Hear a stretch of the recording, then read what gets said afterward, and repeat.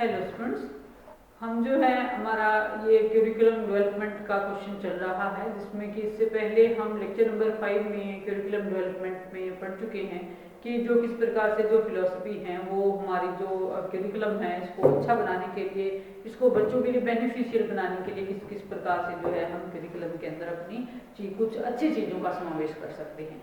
अब जो है 3 चीज़ों को मेनली पढ़ चुके थे इससे पहले वाले उसमें लेक्चर में, जिसमें कि था हमारा मेन आइडियलिस्टिक फिलोसफी को हमने फॉलो किया था, और उसके साथ साथ नेचुरलिस्टिक जो फिलोसफी थी उसको भी अपने ध्यान में रखा था। और अब जो है वो मेन हम बात करने जा रहे हैं रियलिज्म की बात करने जा रहे हैं कि जो रियलिज्म है ये किस प्रकार के कंसेप्ट को लेकर के काम करता है। मेन स्टूडेंट्स अगर देखा जाए तो जो चीज़ें यथार्थवाद की बहुत सारी चीज़ें ऐसी हैं जो बहुत अच्छी हैं, आज के संदर्भ में जो है वो बिल्कुल फिट भी बैठती हैं, है ना। क्योंकि ये क्या कहते हैं, ये यथार्थवादी कहते हैं कि जो संसार हमें जैसा दिखाई देता है वो एक्चुअली के अंदर वैसा ही होता है, ठीक है। और जो चीज़ें हमें हमें जीवन जीने के लिए जो भौतिक चीज़ें हमें जिन चीज़ों की आवश्यकता होती है उन चीज़ों का भी हमारे जीवन में बहुत अधिक महत्व है। इस चीज़ को भुलाया नहीं जा सकता, क्योंकि व्यक्ति के जीवन को व्यवहारिक रूप से सही और चलाने के लिए क्या है, हमें भौतिक चीज़ों की भी आवश्यकता पड़ती है। तो न केवल आध्यात्मिक चीज़ें या केवल धार्मिक शिक्षा जो है वो सफिशिएंट नहीं है जीवन को जीने के लिए, क्योंकि व्यक्ति को क्या है, हर दिन जो है वो नई समस्याओं से सामना जूझना पड़ता है। हर आए दिन हमारे जीवन में कोई ना कोई जो प्रॉब्लम है उसको हमें सोल्व करना होता है, चाहे वो समस्याएं हमारी फिजिकल हो, चाहे मेंटल हो, चाहे किसी भी मोरल हो, किसी भी प्रकार से क्या है समस्याएं जो है हमारे जीवन में चलती रहती हैं। तो क्यों ना जो है हमारा करिकुलम है हम इस प्रकार से बनाएं कि बच्चे का जो जीवन है वो सुखी रहे, ठीक है। और हम उन चीज़ों को पढ़ाएं बच्चों को जिससे कि उसका जो आने वाला समय है वो अच्छा निकले, ठीक है। तो सबसे पहले इन्होंने जिसका की बात की थी, जो मेन ऑब्जेक्टिव जिनको लेकर के इन्होंने इस प्रिंसिपल पर काम करने का प्रयास किया, वो उनका जीवन था कि जीवन को एक व्यक्ति को सर्वांगीण जीवन के लिए बच्चे को तैयार करना, इनका उद्देश्य था यथार्थवादियों का मेनली। दूसरा उनका था कि जो जीवन की आवश्यकताएं हैं उन पर जो है वो आधारित होना चाहिए हमारा करिकुलम, और जो जीवन को सुखी बनाना है वो उनका उद्देश्य रहता है। और साथ ही साथ इन्होंने ये कहा था कि बच्चे को हम वास्तविक जीवन के लिए तैयार करें, बच्चे को समाज के लिए उपयोगी बनाएं, और जो बच्चे का जीवन है उसको चलाने के लिए क्या है, व्यावसायिक रूप से हम बच्चे को कुशल करें। अब जब जीवन की जो शिक्षा है हमारे जीवन की जो शिक्षा है उसके अंदर व्यावसायिक शिक्षा का बहुत अधिक योगदान होता है। अगर हम शिक्षा के फील्ड में से व्यवसाय को जोड़ देते हैं शिक्षा को, तो उससे जब भी वो शिक्षा ग्रहण करने के बाद, चाहे वो 10th करे, +2 करे, BA करे, BCom करे, जो भी करे, लेकिन जब वो स्कूल या कॉलेज से निकलता है तो उसके हाथ में क्या है, कोई रोजगार होना चाहिए। क्योंकि जो हमारी जीवन यथार्थ के अंदर क्या है, यथार्थवादी कहते हैं कि हमारे सभी जो जीवन की समस्याएं हैं वो अर्थ से जुड़ी हुई हैं, पैसे से जुड़ी हुई हैं। अगर हमारे पास कोई व्यवसाय होगा करने का, तो बच्चा जो है वो क्या है, उस व्यवसाय को अपना करके अपने जीवन को उपार्जन कर सकता है, अपना और अपने परिवार का लालन पालन कर सकता है। तो जो शिक्षा का उद्देश्य क्या होना चाहिए, बच्चे को ऐसी व्यावसायिक शिक्षा देनी चाहिए जिससे कि क्या है, वो व्यक्ति जो है वो अपना जीवन आगे का और अपने परिवार का जीवन जो है वो सुखदायी बना सके। इसके साथ ही साथ इन्होंने कहा कि जो बालक की प्राकृतिक प्रवृत्तियां हैं उसको ना दबाया जाए, और जो उसकी प्राकृतिक प्रवृत्तियों के अकॉर्डिंग, मूल प्रवृत्तियों के अकॉर्डिंग ही बच्चे को किसी काम को दिया जाए, ठीक है। और उससे क्या है, स्वतंत्र रूप से क्रियाएं करने के लिए हम उसको प्रेरित करें, मोटिवेट करें करिकुलम के माध्यम से। तो इन ऑब्जेक्टिव्स को जो पूरा करना था यथार्थवादियों ने, उन्होंने कहा कि हम करिकुलम के अंतर्गत जो है वो बहुत सारे सिद्धांत ऐसे हैं जिनको हम फॉलो करके जो है वो इन स्टेप्स पर काम कर सकते हैं। सबसे पहला स्टेप इसमें रहेगा उपयोगिता का सिद्धांत या principle of utility. Principle of utility के अंदर क्या है कि जो चीजें व्यक्ति के लिए क्या है, उपयोगी हैं, केवल उन्हीं चीजों को हम पाठ्यक्रम में जोड़ें। अननेसेसरी चीजों को पढ़ाने से कोई लाभ नहीं है। उपयोगिता के आधार पर जो यूटिलाइज हो, व्यक्ति आज के संदर्भ में इनका प्रयोग करे और अपने आने वाले समय में भी इनका प्रयोग करे, ऐसी चीजों को जो है बच्चे को पढ़ाएं। दूसरा इन्होंने बात की कि व्यापक पाठ्यक्रम का सिद्धांत, कि जो बच्चा है उसको क्या किया जाए, व्यापक जो करिकुलम है हमारा, ब्रॉड कंसेप्ट जिसके अंदर अनेक विषयों का समावेश है ना। तो जब व्यापकता के साथ हम किसी काम को करते हैं, ब्रॉड कंसेप्ट को दिमाग के अंदर रखते हैं कि हाँ ये इन चीज़ों में से आपके पास उसमें क्या रहता है, ऑप्शंस भी रहती हैं, है ना। तो जो व्यापक पाठ्यक्रम का सिद्धांत इन्होंने फिलोसफी किया कि अगर हमारे जो हमारा कहते हैं कि जो हमारा क्यूरिकुलम है उसके अंदर क्या है, उसके अंदर अगर हमारे पास फ्लेक्सिबिलिटी है और बहुत सारे विषयों का समावेश है, तो हमें क्या है, चुनाव करने की भी हमें आज़ादी होती है कि हम कहाँ पर किन चीज़ों को ऑप्शन के रूप में, ठीक है। तो ये बहुत ज़रूरी है। और उसके बाद उन्होंने कहा एकीकरण का सिद्धांत कि जो शिक्षा है उसमें क्या है, हम चाहे किसी भी स्ट्रीम का चुनाव करें, किसी भी वोकेशन का चुनाव करें, लेकिन उसके अंदर विषयों के अंदर क्या होना चाहिए, इंटीग्रेशन होना चाहिए, एकीकरण होना चाहिए। कि ये नहीं होना चाहिए कि जो मेडिकल का बच्चा है उसको आर्ट्स के जो सब्जेक्ट है उसकी बिल्कुल ही नॉलेज ना हो, या जो साइंस का बच्चा है उसको मेडिकल की बिल्कुल ही नॉलेज ना हो, ठीक है। मैथ्स पढ़ने वाले को इंग्लिश की नॉलेज ना हो, इंग्लिश वाले को साइंस की नॉलेज ना हो, नहीं, बल्कि क्या है, थोड़ा थोड़ा सभी विषयों का समावेश होना चाहिए। और शिक्षा के अंदर जो पढ़ने वाला बच्चा है उसको हर चीज़ का ज्ञान होना चाहिए। शिक्षा के विषय इस तरह से हम आपस में कोरिलेट करें, इंटीग्रेट करें, ताकि बच्चे को जो है वो बच्चे का सर्वांगीण विकास उससे हो सके। नेक्स्ट इन्होंने बात की वर्तमान आवश्यकता के सिद्धांत की। इन्होंने बात की कि जो हमारे बच्चे की जो वर्तमान की जो आवश्यकताएं हैं, ठीक है, आज प्रेजेंट बच्चे की आवश्यकता क्या है। आज इस भौतिकता वाली इस युग में हम देख रहे हैं कि किस तरह से जो कंपटीशन बढ़ा हुआ है, किस तरह से हम जीवन में आगे आगे आगे आगे जाने की एक होड़ लगी हुई है कि पता नहीं। और जो सूचनाएं हैं, जो ज्ञान है, वो एक विस्फोट के रूप में हो चुका है सूचनाओं का। जो इंटरनेट की जो नया ये आया है, दौर आया है, खास करके इस कोरोना पीरियड के बाद तो अगर देखा जाए तो फिर क्या है कि जो शिक्षा का जो तरीका है ग्रहण करने का वो काफ़ी बदल गया है, क्योंकि ऑनलाइन टीचिंग का कंसेप्ट एक नया जो है वो बहुत ही विस्तृत तरीके से फैला, वाइडली फैला है। और जिन लोगों की इंटरनेट तक इतनी पहुंच नहीं थी, जिनके पास संसाधनों का अभाव था, वो लोग भी क्या है, नेट के माध्यम से, इंटरनेट के माध्यम से आज जो है वो शिक्षा ग्रहण कर रहे हैं, है ना। तो जो वर्तमान की जो आवश्यकताएं हैं, कहता है कि हमारे करिकुलम में हमने क्या रखना है, हमने उन चीज़ों को ध्यान रखना है जो एट प्रेजेंट बच्चे के डेवलपमेंट में सहायक हो सके, ना कि हम किसी आगे आने वाले भविष्य को लेकर के ही अगर सोचते रहें। लेकिन आज अगर बच्चा कुछ करने में समर्थ है, तभी आगे आने वाले भविष्य के विषय में वो सोचेगा। अगर आज ही वो जो है अपने आप को, अपनी कुशलता के अकॉर्डिंग अपने आप को अपना एडजस्टमेंट नहीं कर पा रहा है, तो आने वाले समय में जो है वो ज़्यादा प्लानिंग वो नहीं कर सकता है। तो सबसे पहले हम फोकस किस चीज़ की करनी है, हमें आज की एजुकेशन की फोकस करनी है। आज बच्चे को किस प्रकार की करिकुलम की आवश्यकता है, आज बच्चे को किन चीज़ों को पढ़ाने की आवश्यकता है, ताकि उसका आने वाला जो समय है वो अच्छा गुजरे, ठीक है। तो ये जो आवश्यकता है, ये कहते हैं, ये थाटवादी कहते हैं कि जो वर्तमान समय है, वर्तमान की आवश्यकताओं को हम ध्यान में दें और उसके अकॉर्डिंग हम करिकुलम का डेवलपमेंट करें। नेक्स्ट हम बात करते हैं क्रिया प्रधान शिक्षा की बात करते हैं कि बच्चे को हमने क्या करना है, क्रिया प्रधान शिक्षा देनी है, कि बच्चे को क्रियाओं के माध्यम से सिखाया जाए। सिर्फ और सिर्फ किताबी बच्चे को पढ़ाएं और सिर्फ जो है वो क्या है, शब्दों के माध्यम से, जैसे आइडियलिस्टिक कहते हैं कि जो बच्चे को क्या है, विचारों की प्रधानता होनी चाहिए, सिर्फ जो है वो विचार ही प्रधान है। लेकिन ये कहता है कि केवल और केवल अगर विचारों पर ही नहीं, बल्कि हमें किस चीज़ पर फोकस करना है, हमें क्रियाओं पर फोकस करना है। जो बच्चा क्या है, अपने सेंस ऑर्गन्स का उपयोग करे, जो हमारी आँख, नाक, कान, बॉडी जो है हमारा स्पर्श जिसको हम कहते हैं, तो अगर इन चीज़ों के माध्यम से अगर हम क्रियाएं करवाते हैं, क्रियाओं के अंदर बहुत सारे विषयों का हम समावेश करते हैं। क्रियाएं जो है हमारे करिकुलम के अंदर इंडिविजुअली भी हो सकती हैं और ग्रुप के अंदर भी हो सकती हैं। तो इन क्रियाओं पर आधारित अगर शिक्षा होगी तो बच्चे का जो डेवलपमेंट है वो और ज़्यादा होगा, क्योंकि एक बच्चा अकेला सीखता है, एक बच्चा ग्रुप के अंदर सीखता है ना। बहुत सारे प्रोजेक्ट्स हम बच्चे को ऐसे दें जो कि ग्रुप के अंदर हम बच्चे को करवा सकते हैं।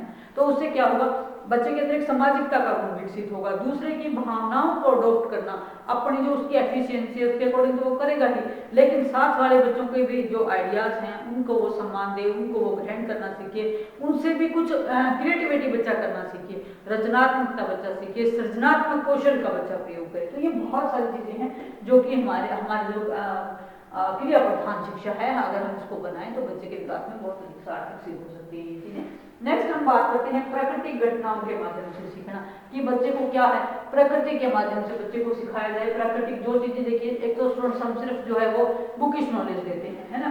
दूसरा क्या है, हम ऐसा इन्वायरमेंट बच्चे को दें जिसमें कि क्या है, बच्चा ओरिजिनल रूप से किसी काम को सीखे, है ना। जैसे किसी भी हम लैब के अंदर बच्चे को लेके जाते हैं, किसी ग्राउंड के अंदर बच्चे को लेके जाते हैं, किसी भ्रमण के द्वारा हम किसी प्लेस को ले जा करके बच्चे को कोई चीज़ दिखाते हैं, है ना। और इसके अलावा क्या है, बहुत सारे क्रियाकलाप हम खेलों के माध्यम से करवा सकते हैं, ग्रुप एक्टिविटीज़ के माध्यम से करा सकते हैं। को करिकुलम एक्टिविटीज़ ऐसी जो है हम चुने जो कि क्या है नेचुरल घटनाओं पर आधारित, तो उससे भी जो डेवलपमेंट है आपके करिकुलम का, उसका बड़ा योगदान उस चीज़ में रहता है, ऐसा यथार्थवादी कहते हैं। तो यथार्थवादियों के अकॉर्डिंग क्या है, ये जो मेन प्रिंसिपल है इनके, उपयोगिता का सिद्धांत, व्यापक पाठ्यक्रम का सिद्धांत, एकीकरण का सिद्धांत, वर्तमान आवश्यकता का सिद्धांत, क्रिया प्रधान शिक्षा और प्राकृतिक घटनाओं के माध्यम से बच्चे को सिखाना, इन पर इन्होंने बहुत अधिक फोकस किया है। तो स्टूडेंट्स ये था हमारा यथार्थवाद का।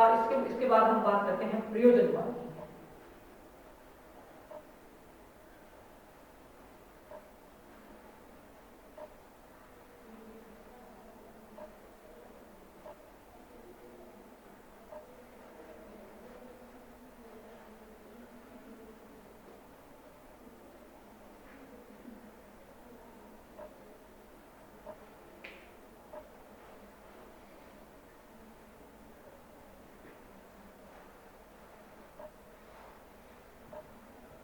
हम बात कर रहे हैं यहाँ पर प्रयोजनवाद की।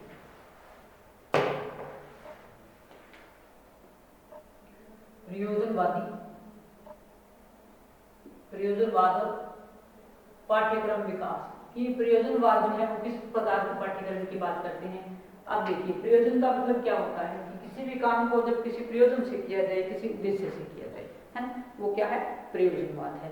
जब हम ये कहते हैं, ये जो सिद्धांत है ये आज के संदर्भ के अंदर क्या है, बहुत अधिक ये महत्वपूर्ण है, क्योंकि जो चीजें कहते हैं कि जिन चीजों को हम प्रयोग में लेकर के आए, जो हमारी वास्तविकता के साथ हमारी जुड़ी हुई हैं, जो व्यवहारिकता के साथ जो चीजें जुड़ी हुई हैं, तो वही चीजें क्या है, वही व्यक्ति के जीवन को जीने के लिए क्या है, उसका सहयोग दे सकती हैं। जो बच्चे के जीवन है उसको व्यवहारिकता के साथ जोड़े, अनुभव के साथ जोड़े हम, तो वो चीजें प्रयोजनवाद सिखाता है। सबसे पहले जो इनका सिद्धांत है, ये सिद्धांत इनका है उपयोगिता का सिद्धांत। इस प्रयोजनवाद का जो कंसेप्ट था ये विलियम जेम्स ने दिया था, ठीक है। विलियम जेम्स ये जो है वो बहुत मेजर जो प्रयोजनवादी थे वो विलियम जेम्स थे, ठीक है। तो इन्होंने कहा कि उपयोगिता का सिद्धांत का इन्होंने समर्थन किया कि जो चीजें बच्चे के लिए उपयोगी हैं उसका जो है हम फॉलो करें उसको, उपयोगिता का सिद्धांत। क्योंकि अनुपयोगी चीजें, अननेसेसरी जो चीजें हैं वो अगर हम करिकुलम के अंदर डालते हैं तो उससे क्या होगा, सिर्फ और सिर्फ समय का जो वेस्टेज होगा। जो चीजें उसके लिए प्रैक्टिकली किसी काम की नहीं है उसको करिकुलम में डालने से कोई लाभ नहीं, इसलिए सिर्फ उपयोगी चीजों को ये हम क्या करें, करिकुलम के अंदर डालें। फिर दूसरा इन्होंने कहा एकीकरण का सिद्धांत या सह संबंध का सिद्धांत भी हम इसको कहते हैं, सह संबंध या एकीकरण का सिद्धांत।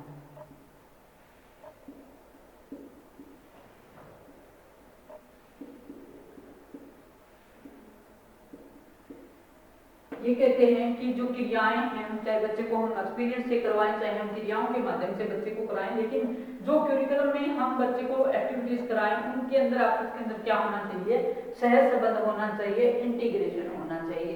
एक दूसरे से अगर जुड़ा हुआ ज्ञान का जो रूप है, अगर वो एक दूसरे से जुड़ा हुआ है तो उससे बच्चे को क्या है, इंडिविजुअल डिफरेंसेस के अंदर भी बच्चे जो है वो सीख जाते हैं उस चीजों को, और जो ज्ञान जो हासिल है हम बच्चे को, जो हमने देना है, बच्चे को करवाना है, उसमें क्या है, उसके अंदर मल्टी वैरायटी भी रहेगी, बच्चा बहुत कुछ सीख जाएगा कोऑर्डिनेशन के माध्यम से। तो बच्चे को क्या है, सह संबंध या एकीकरण के द्वारा जो है वो आपस में विषयों को अगर रखा जाए तो बच्चे को पढ़ने में सुविधा मिलेगी और जो ज्ञान है उसका क्षेत्र का विस्तार भी होगा। थर्ड हम इसमें बात करते हैं बाल केंद्रित पाठ्यक्रम का सिद्धांत। बाल केंद्रित,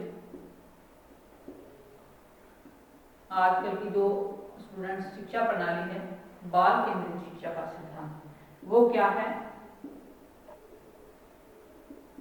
वो चाइल्ड सेंटर्ड है कि हम जो है वो बच्चे को बच्चे के इंटरेस्ट के अकॉर्डिंग, बच्चे की रुचि के अकॉर्डिंग, उसकी एफिशिएंसी के अकॉर्डिंग और उसका जो काम करने का उसका जो तरीका है, ठीक है, उसके अकॉर्डिंग ही हम बच्चे को शिक्षा जो है वो दें। शिक्षा को जो चुनाव के में जो है वो बच्चे की मदद करें। किसी भी वोकेशन का अगर चुनाव करता है, किसी भी तरीके से अगर बच्चा आगे बढ़ना चाहता है तो वो क्या है, हम बच्चे को फोकस करें उस चीज़ में, ना कि पहले एक ट्रेडिशनल मेथड हम टीचिंग का लेते थे जिसमें क्या है कि आपकी टीचर सेंटर्ड टीचिंग हुआ करती थी, कि जिसमें अध्यापक ही क्या है सर्वे सर्वा था और जो टीचर का जो स्थान था वो गौण था। लेकिन वर्तमान के अंदर क्या कहते हैं, प्रयोजनवादी ये कहते हैं कि हमें शिक्षा का स्वरूप किस प्रकार का चाहिए, बच्चे बाल केंद्रित चाहिए, हमें जो है हमारे लिए जो बच्चा है, जो स्टूडेंट है ना, जो तो वही जो है हमारा फोकस होना चाहिए, क्योंकि हमें बच्चे को पढ़ाना है। क्यूरिकुलम के लिए बच्चा नहीं है, बच्चे के लिए क्यूरिकुलम है ना। The child is not for curriculum, the curriculum is for the child. ठीक है, तो हमें जो है वो बच्चे को ध्यान में रख के बच्चे के विकास के लिए क्यूरिकुलम का डेवलपमेंट करना है, न कि क्यूरिकुलम का डेवलपमेंट करने के लिए हमें बच्चे का प्रयोग करना है। इस कंसेप्ट को अगर हम ध्यान में रखते हैं तो जो हमारे शिक्षा के ऑब्जेक्टिव हैं वो पूरे होने के चांसेस ज़्यादा रहते हैं। नेक्स्ट इन्होंने बात की है कि अब जैसे पाठ्यक्रम जो बाल केंद्रित पाठ्यक्रम की बात करें तो इसमें क्या है, इसमें हम कहते हैं जॉन डीवी जो हुए हैं, इन्होंने कहा कि बच्चों की 4 मुख्य अभिरुचियों की इन्होंने बात की। स्टूडेंट्स, एक होता है रुचि, दूसरा होता है अभिरुचि। रुचि देखिए, जब हम किसी भी काम को शौक से करते हैं, चाव से करते हैं, है ना, बेसिकली जो चीज़ें हमें पसंद होती हैं वो रुचियाँ होती हैं।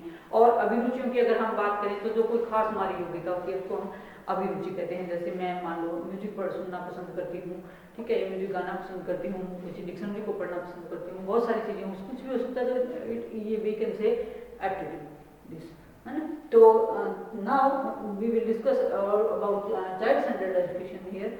तो इसमें जो है वो 4 चीज़ें मेनली इन्होंने बताई है। पहला था हमारा बातचीत, कि बच्चा जो है वो बातचीत से सीखे। डीवी साहब कहते हैं कि बच्चे को बातचीत के अवसर दिए जाएं, बच्चे को क्रियाओं के माध्यम से सिखाया जाए, बच्चे के अंदर खोज प्रवृत्ति विकसित की जाए, किसी काम को दिया जाए, बच्चे को कोई प्रोजेक्ट दिया जाए, उसको करने के अवसर दिया जाए, जिससे क्या होगा, जिससे और क्या है, उसकी जो रचनात्मक अभिव्यक्ति है उसमें भी उसको जो है वो क्या किया जाए, कार्य किया जाए, ताकि रचनात्मक कार्य बच्चे को दिया जाए, ताकि बच्चा क्या है अपनी मेंटल एबिलिटी के अकॉर्डिंग, अपने स्किल के अकॉर्डिंग जो है वो अपना काम को कर नहीं पाए, और कलात्मक अभिव्यक्ति में उसके निखार है। कि व्यक्ति को अगर हम आर्ट्स की शिक्षा देते हैं, कला की शिक्षा देते हैं, म्यूजिक की शिक्षा देते हैं, ठीक है, तो इन सब चीज़ों से क्या है, शिक्षा के साथ साथ व्यक्ति की जो कलात्मक अभिव्यक्ति है वो भी निखर करके आती है। तो इन्होंने यहाँ पर जो है वो principle of child centred education curriculum की बात की थी, जिनका वो फेवर इन्होंने किया था। इसके बाद उन्होंने कहा कि बालक को जो है वो अनुभव के आधार से शिक्षा दी जाए, बच्चे को अनुभव पर आधारित शिक्षा पर इन्होंने फोकस किया था। अनुभव पर आधारित शिक्षा,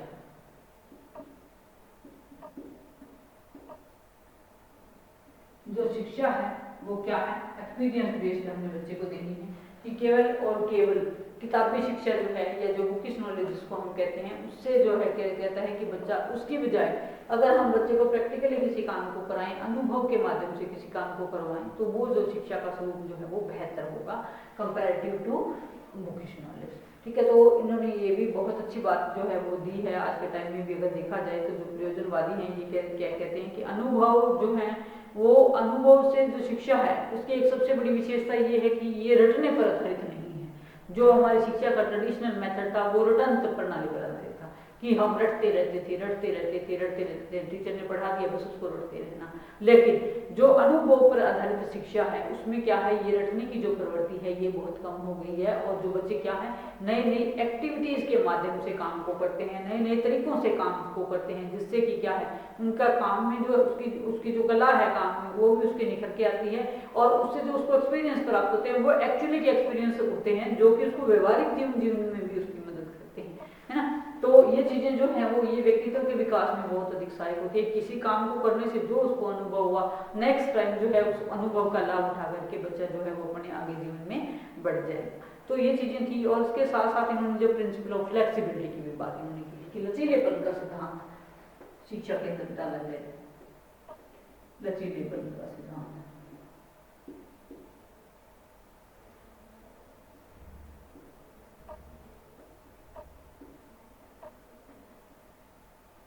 देखिए स्टूडेंट्स, जो कहते हैं कि जो क्यूरिकुलम है हमारा उसके अंदर लचीलापन होना चाहिए। कि क्यूरिकुलम क्या है, कि क्यूरिकुलम जो है उसमें सिर्फ आपका सिलेबस होता ही है, जैसे कि हमने पहले डिस्कस किया था कि क्यूरिकुलम के अंदर जो है टीचर होता है, शिक्षण प्रक्रिया के अंदर टीचर होता है और टीचर के साथ स्टूडेंट होता है, क्यूरिकुलम होता है। क्यूरिकुलम में भी क्या है, एक कंसेप्ट है सिलेबस का, और सिलेबस के साथ साथ क्या है, को क्यूरिकुलर एक्टिविटीज होती है।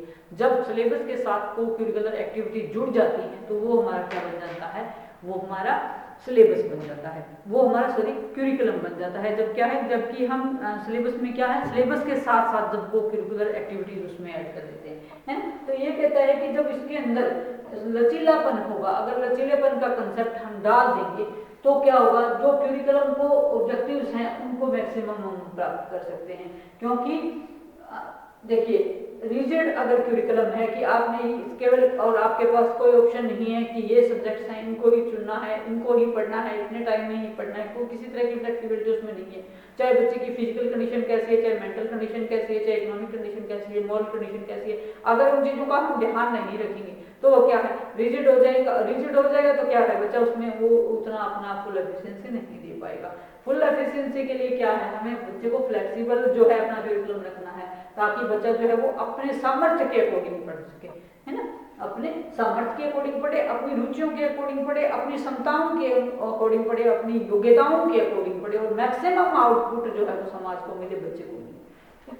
तो स्टूडेंट्स ये था इसमें जो हमने की प्रयोजनवाद के रूप में पढ़ा। और प्रयोजनवाद की जो देन है आज के संदर्भ में अगर देखी जाए तो बहुत अधिक है, क्योंकि ये चीजें जो क्या है, अगर हम अननेसेसरी चीजें बच्चे को नहीं पढ़ानी, हमने सिर्फ नेसेसरी चीजें बच्चे को जो यूटिलिटी पूर्ण है, जो चीजें उपयोगी चीजें हैं, ये सिद्धांत इन्होंने दिया, ये बहुत ही कारगर सिद्धांत है।